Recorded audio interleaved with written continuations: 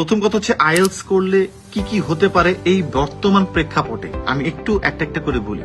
যে একটা পরীক্ষা ভাইয়া, এই পরীক্ষাটা আপনারা যে বলেন বা আপনারা যে করছেন বা কিছু করছেন, এটা এত সিরিয়াসলি আমি কেন নিব, বা আমি এখানে কেন, আমি আইটির কোনো কোর্স করি, আমি হয়তোবা ফ্রিল্যান্সিং এর কিছু করি, অথবা আমি কোনো কারিকুলাম মানে অ্যাক্টিভিটি হাই অ্যান্ড ওয়ার্ক টাইপের কিছু শিখি, ডিপ্লোমা টাইপের কিছু করি, সেগুলো তো আমাকে আরো আরো আরো আলটিমেটলি এই জায়গাটাতে আমাকে ইমপ্রুভ করবে। সো আমি কেন আইএলটিএসটা করব? ফার্স্ট অফ অল, আইএলটিএস যদি করতে পারি আমার দেশের বিভিন্ন দেশের দরজা খুলবে, রাইট? একটা দরজা তো খুলবে বিভিন্ন দেশে, তো আমার হাতে তখন বার্গেনিং পাওয়ার থাকবে। বার্গেনিং পাওয়ারটা কি? দামাদামি করা। দামাদামিটা কি ভাইয়া? এটার দাম কত আছে, এটা দিব, তুমি দিবা আমারে নাকি দিবা না, ব্যাপার একটা জিনিস। কিরকম বার্গেনিং পাওয়ার থাকবে ভাইয়া? বার্গেনিং পাওয়ারটা থাকবে হচ্ছে, যদি আমার কাছে 7 থাকে তখন আমি ডিসাইড করতে পারবো, আচ্ছা আমি এই দেশে কি যাবো, এই দেশে তো ল্যাঙ্গুয়েজ শিখতে হবে পরে, এদিকে আমি নিতে পারবো। গেল পয়েন্ট 1। আমার বয়স তখন 35 আপ, আমার কি ওই সময় আছে আমি যে ওইখানে সেটেল হয়ে 5 বছর পরে ল্যাঙ্গুয়েজ শিখবো? এটার ধরনের একজনের একটা ডিরেকশন। আমার বয়স যখন 22, আমি কি যায় পারবো? এইটা হলো আর একটা জায়গা। সো প্রথম কথা হচ্ছে, আমার যখন আইএলটিএস এ ভালো স্কোর আসবে, then I will have the bargaining power, যে এখানে টিউশন ফিস কম, এখানে যাবো, ওইখানে বেশি, ওখানে আমি যাবো না। এই হচ্ছে বার্গেনিং এর জায়গা। ওকে, আমার ডোরস খুলবে।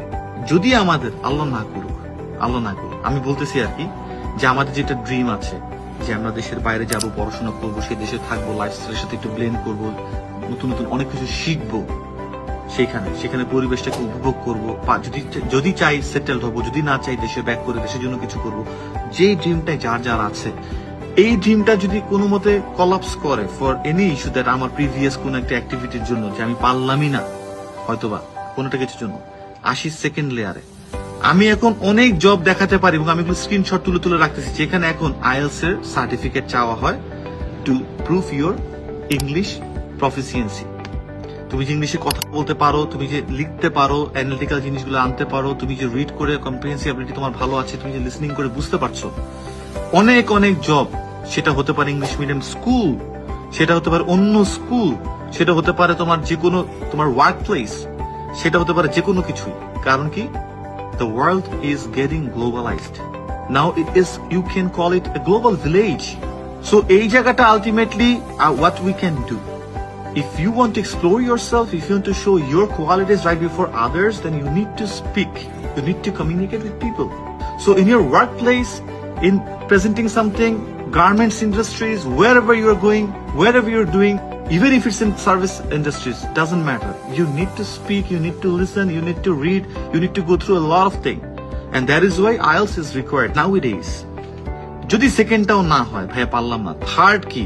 Well, let's create an identity. ভাইয়া, how to do this? Go for freelancing.